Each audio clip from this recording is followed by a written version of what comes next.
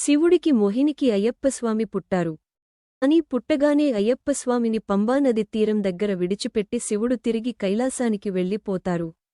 అంత దట్టమైన అడవిలో ఉన్న చిన్న పిల్లవాడిని కాపాడడం కోసం అడవి పులులు అయ్యప్పస్వామి చుట్టూ చేరి రక్షణగా ఉంటాయి. అయితే పందల దేశానికి రాజు అయిన రాజశేఖరుడు అదే అడవికి వేటకని వచ్చి తిరిగి వెళ్తూ ఉన్నప్పుడు ఒక చిన్న పిల్లవాడి ఏడుపు శబ్దం వినిపిస్తుంది. దాంతో అయ్యప్పస్వామిని చూసిన రాజశేఖరుడు చాలా సంతోషపడతాడు. ఎందుకు అంటే తనకి ఎప్పటినుంచో పిల్లలు లేరు కాబట్టి. కాని అలా అడవి మధ్యలో కనిపించిన పిల్లవాడిని తాను తీసుకువెళ్లి పెంచడం మంచిదా కాదా అని తను ఆలోచిస్తూ ఉంటాడు. సరిగ్గా అప్పుడే ఒక సాధువు వచ్చి ఈ పిల్లవాడి పేరు మణికంఠుడు. తను నీ వంశానికే ఎంతో కీర్తి ప్రతిష్ఠలు తీసుకువస్తాడు. కాబట్టి ఈ పిల్లవాడిని తీసుకువెళ్లి పెంచుకో.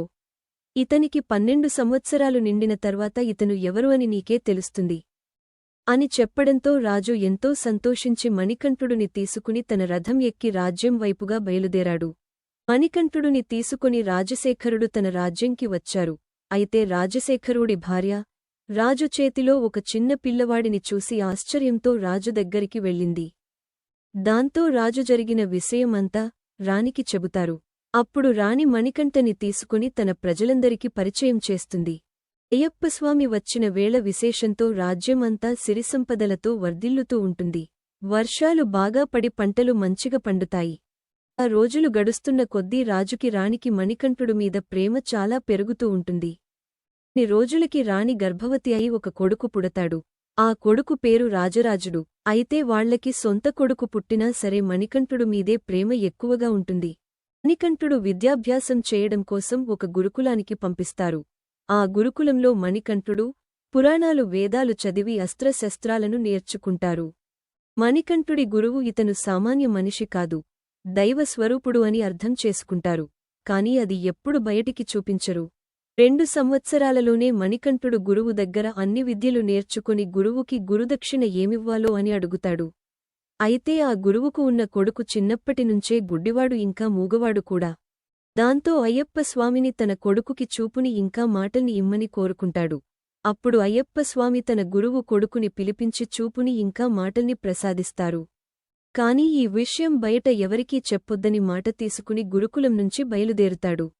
రాజ్యానికి తిరిగి వచ్చిన మణికంఠుడిని చూసి రాజు చాలా సంతోషించి వెంటనే మణికంఠుడిని రాజుగా పట్టాభిషేకం చేద్దామని నిర్ణయించుకుంటాడు. అదే రోజు రాత్రి రాజు రాణితో ఈ విషయానికి చెబుతారు. అప్పుడు రాణి చాలా సంతోషపడి వచ్చే వారమే మణికంఠుడికి పట్టాభిషేకం చేద్దామని మాట్లాడుకుంటారు. కాని మరుసటి రోజు రాజు దర్బారులో ఉండే దీవానంటే మంత్రి రాజు దగ్గరికి వచ్చి ఏంటి రాజా ఈ బుర్రలేని పని, నీ సొంత కొడుకు ఉండగా ఎక్కడో దొరికినవాడిని నువ్వు రాజు చేస్తున్నావ్ ఏంటి? ఇది రాజ్యానికి శ్రేయస్కరం కాదు. కాబట్టి ఇలాంటి ఆలోచనని మానుకొని మణికంఠుడిని వెంటనే రాజ్యం నుంచి బహిష్కరించాలి అని చెప్తాడు. అప్పుడు రాజు ఏమి మంత్రి నోరులేస్తుంది. రాజు నువ్వా నేనా? నాకు తెలుసు ఎవరిని రాజు చేయాలో ఎవరిని బహిష్కరించాలి అని. మర్యాదగా వచ్చిన దారినే తిరిగి వెళ్ళిపోలేదా? నిన్నే రాజ్యం నుండి బహిష్కరణ చేస్తాను అని కోపంగా ఆ వచ్చిన దేవాన్ని తిరిగి పంపించేస్తాడు. దాంతో ఆ మంత్రి తిరిగి వెళ్తూ ఒకవేళ మణికంఠుడు కనకరాజు అయితే నా ఆటలింక సాగవు కాబట్టి ఎలాగైనా సరే ఈ పట్టాభిషేకంని ఆపాలి అని రాణి దగ్గరికి వెళ్తాడు. అప్పటికే రాణి తన సొంత కొడుకుతో ఆడుకుంటూ ఉంటుంది. అది చూసిన మంత్రి రాణితో, మాతా, మీ కొడుకుతో ఆడుకుంటున్నారా? సరే ఇప్పుడే ఆడుకోండి. ఎలాగో ఇంకా ఎక్కువ రోజులు మీ కొడుకు మీతో ఉండడు అని అంటాడు. దానికి ఆశ్చర్యపోయిన రాణి, ఏమంటున్నావ్ దివానని అడుగుతుంది. అప్పుడు మంత్రి, మరి లేకపోతే ఏంటి మాతా, మీ సొంత కొడుకు, మీ రక్తం పంచుకుని పుట్టిన పిల్లవాడిని కాదని ఎక్కడో అడవిలో దొరికిన వాడిని తీసుకువచ్చి రాజు చేస్తారా? వాడి కులం ఏంటో కూడా మనకి తెలియదు. ఒకవేళ వాడు శత్రువు కొడుకు అయితే ఏం చేస్తారు? వాడిని గనక మీరు రాజును చేస్తే మరుసటి రోజు మిమ్మల్ని మీ కొడుకుని రాజ్యం నుంచి తొలగిస్తాడు. అయినా మీ సొంత కొడుకు ఉండగా ఎక్కడో దొరికినవాడిని రాజు చేయాల్సిన అవసరం ఏంటి? అని లేనిపోని విషాన్ని రాణి మనసులోకి ఎక్కిస్తాడు ఆ మంత్రి. ఇదంతా విన్న రాణి పుత్రుడుపైన వ్యామోహంతో ఆలోచించడం మొదలుపెడుతుంది. అలా ఆ రాణి ఇంకా మంత్రి ఒక్కటయి మణికంఠుడిని చంపేయడం కోసం వ్యూహం పన్నుతారు. వాళ్ల వ్యూహం ప్రకారం ఆ మంత్రి వెళ్లి ఒక మంత్రగాడిని తీసుకువచ్చి మణికంఠుడుపైనే క్షుద్ర ప్రయోగం చూపిస్తారు. దీంతో మణికంఠుడు అనారోగ్యంతో మంచాన పడతాడు. మణికంఠుడు దైవ స్వరూపుడు అయిన మహిషిని సంహరించాలి అంటే 12 సంవత్సరాలు పాటు సాధారణ మానవులా ఉండి ఎలాంటి మహిమలు ఉపయోగించకూడదు కాబట్టి మణికంఠుడు ఆరోగ్యం రోజురోజుకు క్షీణిస్తూ చావుకి దగ్గరగా వెళ్తాడు. ఆ సమయంలో ధన్వంతరి ఒక వైద్యుడి రూపంలో వచ్చి అయ్యప్పస్వామిని కాపాడతారు. అలా మంత్రి వేసిన మొదటి పథకం విఫలమవుతుంది. దాంతో మణికంఠుడిని ఎలాగైనా సరే చంపాలి అని మంత్రి చాలా ప్రయత్నిస్తుంటాడు. కాని రాజు మాత్రం మణికంఠుడిని విడిచిపెట్టి ఒక్క నిమిషం కూడా దూరంగా వెళ్ళడు. రాజు పక్కనే ఉంటే మంత్రి ఏమీ చేయలేడు కాబట్టి ఒక ముఖ్యమైన పని ఉంది, దానికి రాజు ఖచ్చితంగా వెళ్ళాలి అని మంత్రి అబద్ధం చెప్పి రాజుని మణికంఠుడి నుంచి దూరంగా పంపిస్తాడు. అలా రాజు దూరంగా వెళ్ళగానే మంత్రి మణికంఠ తినే అన్నంలో విషం కలిపి తినిపిస్తాడు. రెండవసారి మణికంఠుడు చనిపోతుంటే శివుడు అయ్యప్పస్వామి శరీరంలో ఉన్న విషాన్ని తీసుకుని మణికంఠుడిని బ్రతికిస్తారు. ఇలా రెండుసార్లు వేసిన పథకాలు విఫలమవడంతో మంత్రి ఇంకా ఏమి స్వయంగా చేయలేడు అని అర్థం చేసుకుని రాణి దగ్గరికి వెళ్ళి, మాతా, అయ్యప్పను ఈ రాజ్యంలో ఉన్నంతవరకు మనం ఏమి చేయలేం కాబట్టి ఒకే ఒక్క దారి ఉన్నది. మీరు తలనొప్పి అని చెప్పి పడుకుని ఎలాంటి వైద్యం చేసినా మీకు తగ్గలేదు అని చెప్పండి. మిగిలిన కథ నేను చూసుకుంటాను అని అంటాడు. దానికి సరే అని రాణి తలనొప్పి నాటకం మొదలు పెడుతుంది. ఈ విషయం తెలియక రాజు ఎన్నోమంది వైద్యుల్ని పిలిపిస్తాడు. కాని ఎన్నిమంది వైద్యం చేసిన రాణి తలనొప్పి తగ్గట్లేదు అని చెబుతుంది.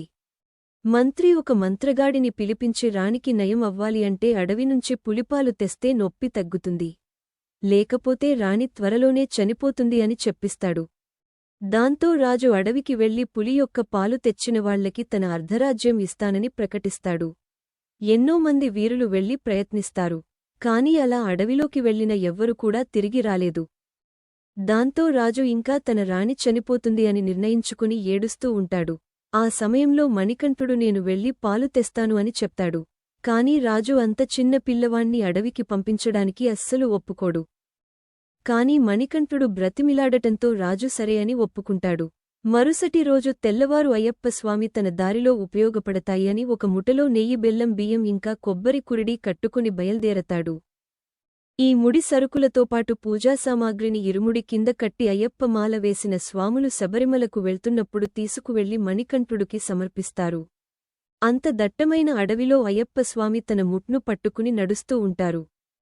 అంతలో దూరంగా ఉన్న ఒక దట్టమైన పొగలు నుంచి ఒక బందిపోటు అయ్యప్పస్వామి ముందుకు వచ్చి ఉంటాడు. ఆ బందిపోటు అయ్యప్పస్వామిని దోచుకోవడానికే వస్తాడు.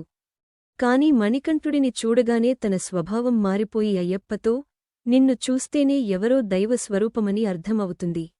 నేను కూడా నీతోపాటు వస్తాను అని అంటాడు. కాని అయ్యప్ప, త్వరలోనే నన్ను దర్శించుకోవడానికి లక్షల్లో భక్తులు వస్తారు.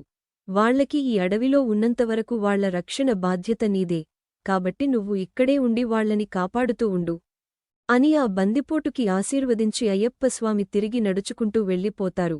ఆ దారిలో కనిపించిన బందిపోటు వావరుస్వామి. అలా తన దారిలో వెళ్తున్న అయ్యప్పస్వామికి మహేషిని అనే రాక్షసి ఎదురుపడుతుంది. ధర్మాన్ని స్థాపించడం కోసం అయ్యప్పస్వామి మహిషితో యుద్ధం చేయడం మొదలుపెడతాడు. ఆ భయంకరమైన యుద్ధం కొన్ని రోజులపాటు సాగుతుంది. ఆఖరిగా మహిషిని అయ్యప్పస్వామి సంహరించి అక్కడే రుద్రతాండవం చేస్తాడు.